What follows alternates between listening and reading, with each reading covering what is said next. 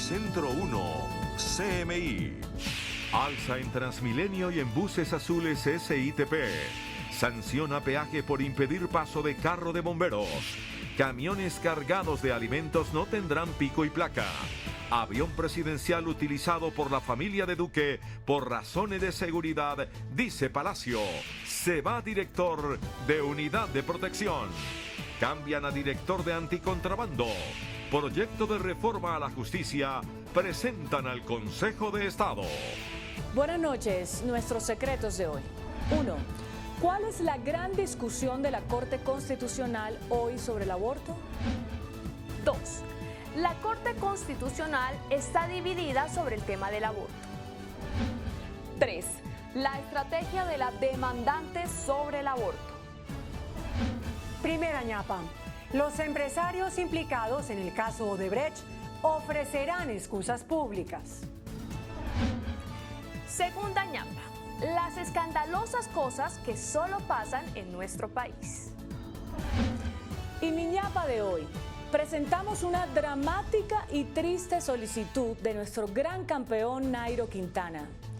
1, 2, 3 y las 3 ñapas al cierre. Con Claudia Palacios y Margarita Ortega. Buenas noches. Noticentro 1 CMI conoció el proyecto de decreto que fija un alza de 100 pesos en la tarifa de Transmilenio y del Sistema Integrado de Transporte de Bogotá. Esta medida también contempla cambios en el tiempo de espera para los transbordos y un alza de 50 pesos en los buses del SITP provisional. Este es el borrador de decreto conocido por Noticentro 1 CMI, a través del cual la alcaldía de Claudia López autoriza un incremento de 100 pesos en el pasaje de Transmilenio y el SITP. La tarifa en los articulados pasa de 2.400 a 2.500 y en los buses azules de 2.200 a 2.300. Además, se amplía la ventana de tiempo para los transbordos, pasa de 95 minutos a 110 minutos. En ese lapso se podrán hacer hasta 2 transbordos, de 0 pesos si es entre buses azules y de 200 pesos si es de bus azul a bus rojo. Se mantendrán los subsidios para adultos mayores, discapacitados y cisbenizados. El beneficiario tendrá que pagar el 86% de la tarifa y el sistema cubrirá el resto. Este miércoles, la Secretaría de Movilidad dará a conocer los cambios en la tarifa y la fecha a partir de la cual entrará en vigencia el aumento. El gobernador de Cundinamarca, Nicolás García, anunció sanciones para la concesión vial a cargo de un peaje en el que se impidió el paso de los bomberos que se dirigían a atender un incendio en el hospital del municipio de Mesitas, de Cundinamarca. Mientras el hospital de Mesitas del colegio era consumido por las llamas, los bomberos de Soacha fueron bloqueados en el peaje El Charquito y obligados a pagar la tarifa. Que de ser posible originemos sanciones a ese concesionario. Es una concesión del departamento y con más razón debemos buscar un castigo ejemplar. Los bomberos que no tenían para pagar 15.600 pesos fueron auxiliados por un conductor que de su bolsillo subsidió el peaje para que pudieran llegar a la emergencia. No es posible que mientras enfrentamos una crisis, una emergencia en Mesitas del colegio, en un hospital donde había más de 100 personas, no se le permite el paso a un carro de bomberos por no pagar un peaje. El organismo de emergencia, indignado por lo sucedido, protestó de forma singular. Nos tocó volver a la época antigua a ver si con esta también nos cobran peaje. Según la concesión Concai, el vehículo de emergencias era nuevo y no estaba en la lista de exceptuados que se actualiza cada 8 días, por lo que no se levantó la talanquera. La Secretaría de Movilidad de Bogotá aclaró que están exentos del pico y placa ambiental los camiones transportadores de alimentos que transiten cargados por la capital del país. El distrito aclaró que los camiones de perecederos que transiten cargados no tendrán pico y placa. Las excepciones incluyen transporte de alimentos perecederos, incluyen transporte de ganado y de animales vivos en pie, incluyen, por supuesto, vehículos de combustible, mercancías peligrosas. No obstante, y pese a la precisión, los camioneros insisten en que se levante la restricción que afecta su movilidad después de la descarga en la central mayorista. Yo puedo entrar con un camión con perecederos, no hay ningún problema. El problema es que cuando yo descargo, no me puedo salir de Corabastos, no puedo salir de ninguna plaza, de donde haya descargado no me puedo mover. Incluso Corabastos ya considera cambios en los horarios de logística. El año pasado anticipamos en una hora el desabastecimiento, es decir, la oportunidad de que entren los compradores se daba a partir de las 2:30, ahora lo hacen desde la 1:30. Si tenemos que anticipar ese horario, lo haremos. Si tenemos que ajustar horarios internamente, estamos dispuestos. Por cuenta de la restricción generada por la alerta ambiental, algunos vehículos de carga protestan a esta hora en la vía Bogotá-Villavicencio. La Casa Militar, institución que vela por la seguridad del presidente y de su familia, aseguró hoy que el uso de las aeronaves asignadas a la presidencia de la República ha sido planeado, transparente, austero y administrado de conformidad al marco jurídico.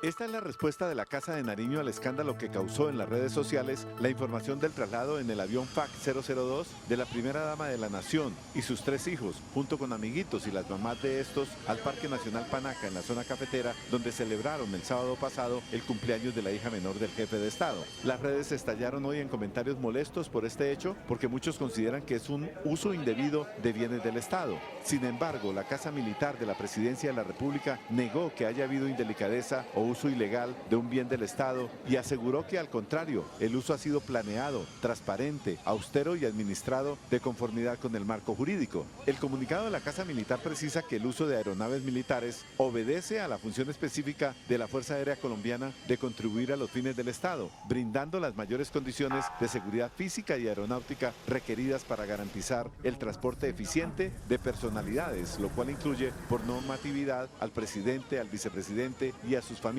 dentro y fuera del país. El comunicado agrega que todos los recursos, así como los medios aéreos, navales y fluviales, han sido empleados de manera honorable, coherente y sin intereses particulares, con el único fin, agrega, de permitir que el mandatario elegido por los colombianos y la primera dama de la nación desarrollen sus agendas. Y enseguida destaca que las movilizaciones del presidente de la República han sido siempre bajo parámetros de austeridad. De otra parte, Noticentro 1 CMI conoció que la Fiscalía llamó a juicio al expresidente de la Agencia Nacional de Infraestructura, Luis Fernando Andrade, por las presuntas irregularidades que rodearon la contratación de la Ruta del Sol Sector 3. El ente investigador acusará a Andrade por presuntas irregularidades en la adjudicación de los otros I-1 y 5 de la Ruta del Sol Sector 3, que según dice el ente acusador, se firmaron de forma irregular con la concesionaria Yuma. El expresidente de la ANI tendrá que responder en juicio por los delitos de interés indebido y contratos sin cumplimiento de requisitos legales. Nos extraña, en cambio, que la Fiscalía, ante las evidencias, insista en una acusación que no tiene ningún sentido. La Fiscalía citó como testigos a 2 personas vinculadas al caso Odebrecht. Se trata del empresario Eduardo Zambrano y el exfuncionario de la ANI, Juan Sebastián Correa, quienes tendrían información sobre las maniobras ilícitas del millonario contrato de infraestructura. Se trata de una persona imputada por mentiroso y por constreñir testigos. Además de este caso, el exfuncionario enfrenta otro proceso por irregularidades en el sector 2 de la Ruta del Sol. Andrade afronta los 2 procesos en libertad y desde diciembre de 2018 se encuentra en Estados Unidos. El ex vicefiscal Pablo Elías González Monguí renunció hoy a la dirección de la Unidad Nacional de Protección tras año y medio al frente de la entidad. La renuncia fue aceptada de inmediato por el presidente Iván Duque, quien lo había designado en el cargo en marzo de 2018. El funcionario renunció a la Unidad de Protección en medio de la controversia que afecta a la entidad por hechos de corrupción y fallas en los esquemas de protección de líderes sociales. Y el director de la Policía Fiscal y Aduanera, general Juan Carlos Buitrago, saldrá de su cargo después de que las autoridades descubrieran un plan para atentar contra su vida. El general Juan Carlos Buitrago, director de la Policía Fiscal y Aduanera, fue relevado de su cargo. El director de la policía evalúa enviarlo al exterior tras descubrir planes para atentar en su contra. El plan estaría siendo financiado por la asociación de varias bandas de contrabando afectadas por las incautaciones y extinciones de dominio lideradas por el general. En los próximos días la policía confirmará quién reemplazará al general Buitrago en ese importante cargo relacionado con la lucha contra el contrabando en los puertos y aeropuertos del país. En 2019 la Policía Fiscal y Aduanera reportó incautaciones de mercancías valoradas en 90.000 millones de pesos. Entre los productos que más fueron incautados están zapatos, confecciones y telas. Esas acciones de la policía afectaron a 87 grupos mafiosos. La ministra de Justicia, Margarita Cabello, presentó ante el Consejo de Estado los 15 artículos del proyecto de reforma a la justicia que será presentado el 16 de marzo al Congreso. La iniciativa contempla, entre otras cosas, aumentar de 1 a 4 años la inhabilidad para que los jefes de los entes de control puedan presentarse a cargos de elección popular.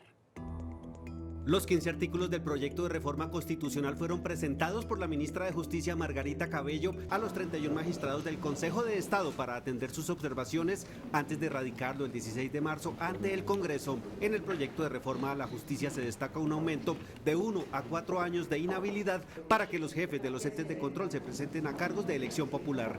También en el borrador se le suprimen a las altas cortes las facultades electorales, excepto cuando se trata de la elección del fiscal general de la Nación.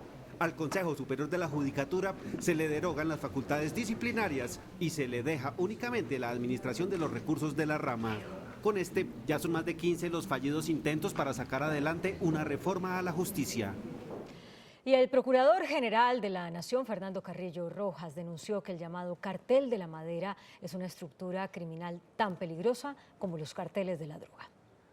El Procurador General reveló que actualmente se adelantan 1.930 investigaciones a salvoconductos expedidos por las corporaciones autónomas regionales en las que habría subregistros sobre tala ilegal y volúmenes de madera en el mercado del país, creándose un nuevo cartel mafioso. Ya en Colombia viene constituyéndose un cartel que es igual a todos los carteles tradicionales, que es el cartel de la madera, que es el comercio de la madera y lo que eso implica en términos de deforestación. Y parece que el Estado sigue mirando para otro lado. El mayor número de investigaciones de la Procuraduría es contra la Agencia Nacional de Licencias Ambientales, ANLA, la cual expidió 1.233 licencias que están bajo la lupa. Las corporaciones autónomas regionales, y lo he repetido muchas veces, se convirtió como en la gallina de los huevos de oro de toda la politiquería regional. Por ello insiste en la necesidad de reformar las corporaciones autónomas regionales para que se conviertan en una verdadera agencia de defensa del medio ambiente. Cerca de 8 billones de pesos consignarán los empleadores a los trabajadores en los fondos de cesantías. El plazo para depositar los aportes vence el próximo viernes. Más de 8 millones de trabajadores en Colombia esperan recibir esta semana el pago de sus cesantías. Se estima que reciban alrededor de 8 billones de pesos. Según Asofondos, este año el desempleo desaceleró el recaudo por cesantías. Si bien venía creciendo una tasa del 12%, ahora estamos estimando que crezca el 8% precisamente por esos niveles de desempleo tan elevados que se presentaron el año pasado. Las cesantías son un ahorro y una especie de seguro al desempleo. Sin embargo, muchos trabajadores las retiran y las vuelven plata de bolsillo. La ley establece que las cesantías solo se pueden retirar para 3 propósitos: compra de vivienda, terminación de contrato o educación propia de los hijos. Este viernes vence el plazo para que los empleadores consignen las cesantías de los trabajadores en fondos privados o en el Fondo Nacional del Ahorro. El director de la Unidad de Restitución de Tierras, Andrés Castro, reveló que en lo que va corrido del año del gobierno del presidente Duque han sido devueltas a los campesinos 45.000 hectáreas de tierra, de las que se habían apropiado indebidamente grupos ilegales. Pese a las complicaciones de orden público en algunas regiones del país, según el director de la Unidad de Restitución de Tierras, Andrés Castro, desde la posesión del presidente Iván Duque el pasado 7 de agosto, se han devuelto a los campesinos despojados más de 45.000 hectáreas. En los 17 meses que lleva el gobierno del presidente Duque, hemos restituido 45.000 hectáreas y hemos beneficiado a unas 4.500 familias. Sin embargo, los jueces agrarios tienen en sus despachos un número importante de procesos. Hoy en día, en el registro de predios abandonados y despojados forzosamente, yo tengo 700.000 hectáreas en la ruta individual campesina y cerca de 2.700.000 hectáreas colectivas de propiedad de las comunidades afrodescendientes e indígenas. El director Andrés Castro advirtió que los recientes desplazamientos por enfrentamientos de grupos ilegales darán lugar a nuevos procesos de restitución. El presidente Iván Duque dijo que está evitando las zancadillas políticas sin rencores y con el propósito de trabajar por la unidad de los colombianos. Durante la presentación de la Agenda 2030 para mejorar la productividad del sector floricultor colombiano, el presidente Iván Duque respondió a dirigentes de ese gremio que le preguntaron qué podían hacer para ayudar a que su gobierno no sea víctima de zancadillas políticas. Yo gobierno para todo un país Yo no gobierno por presiones. Sí creemos que hay que ir integrando cada vez a más sectores que tienen ese sentido de progreso. Y así es como queremos gobernar a Colombia. En el último acto de Andrés Valencia como ministro saliente de Agricultura, el gobierno y los floricultores firmaron un memorando de entendimiento que será el marco de la política de desarrollo para un sector que genera más de 140.000 empleos directos. La Superintendencia de Transporte abrió investigación a Rápido Tolima por irregularidades en la prestación del servicio. Los cargos imputados se fundamentan en un presunto incumplimiento de las normas de seguridad, en buses deficientes y en falencias en la entrega del equipaje. La empresa podría ser multada con más de 700 salarios mínimos. El índice de capitalización de la bolsa, que mide el comportamiento de las 20 principales acciones, cerró al alza. El índice de capitalización de la Bolsa de Valores de Colombia subió 0,12% a 1.645 puntos. La acción de Ecopetrol fue la que más subió con una valorización de 2,33% a 3.290 pesos. La acción de la Bolsa de Valores de Colombia fue la que más bajó con una pérdida de 2,14% a 11.000 pesos. También la acción de Ecopetrol fue la más negociada de la jornada al movilizar más de 21.000 millones de pesos. Y el dólar cerró a la baja. Indicadores económicos en Noticentro 1 CMI. La tasa representativa del mercado que regirá para mañana miércoles será de 3.432 pesos con 89 centavos. Los profesionales de cambio compran la divisa en promedio entre 1.230 pesos y la venden entre 1.260 pesos. Un euro cuesta 3.734 pesos con 50 centavos. La libra de café en Nueva York se cotizó a $1. El azúcar se transó en 15,36 centavos de dólar la libra. El barril de petróleo WTI se cotizó en $49 con 95 centavos. La referencia Brent para Colombia se cotizó en $54 con 23 centavos. Una acción de Ecopetrol cuesta 3.290 pesos. La Organización Mundial de la Salud advirtió que el nuevo coronavirus es una amenaza muy grave para el mundo. Lo dijo en una conferencia de 400 científicos que son instruidos para combatir la epidemia, que ya supera los 1.000 muertos y los 40.000 contagios. La imparable propagación del coronavirus, que tiene en máxima alerta a la comunidad internacional, representa una amenaza global sumamente grave, según la Organización Mundial de la Salud, al advertir que a pesar de que el 99% de los casos siguen concentrándose en territorio chino, la epidemia es el enemigo público número 1 para el resto del planeta y cuya primera vacuna solo podrá estar lista en 18 meses, aunque el brote podría terminar en abril. Es por ello que la OMS convocó a unos 400 científicos de diferentes nacionalidades para evaluar acciones de choque contra el coronavirus, asegurando que hay una posibilidad realista de detener la epidemia que fue bautizada como COVID-19. Mientras el número de víctimas mortales por el coronavirus ya supera el 1.000.000, después de que se registraron 108 muertes en menos de 24 horas y los contagiados ya superan los 43.000 casos. El sacerdote estadounidense Richard Bucci causó una gran controversia por la comparación que hizo entre el abuso a menores de edad y la interrupción legal del embarazo. El clérigo de la Iglesia del Sagrado Corazón de Rhode Island aseguró que la pedofilia no mata a nadie, pero que el aborto, al que calificó como una matanza de niños inocentes, sí lo hace. Una fuerte tensión se vivió en Venezuela por el regreso del presidente interino Juan Guaidó tras su gira de casi un mes. Guaidó convocó a nuevas movilizaciones. Con abucheos, gritos y por una multitud enardecida, fue recibido hoy el autoproclamado presidente interino de Venezuela, Juan Guaidó, en el Aeropuerto Internacional Simón Bolívar de Maiquetía. A su llegada se registraron momentos de tensión en medio de un cruce de golpes e insultos entre partidarios de Nicolás Maduro y opositores. Guaidó afirmó que busca recuperar la democracia e hizo un llamado a la movilización. Por el mecanismo que sea, por la vía que sea.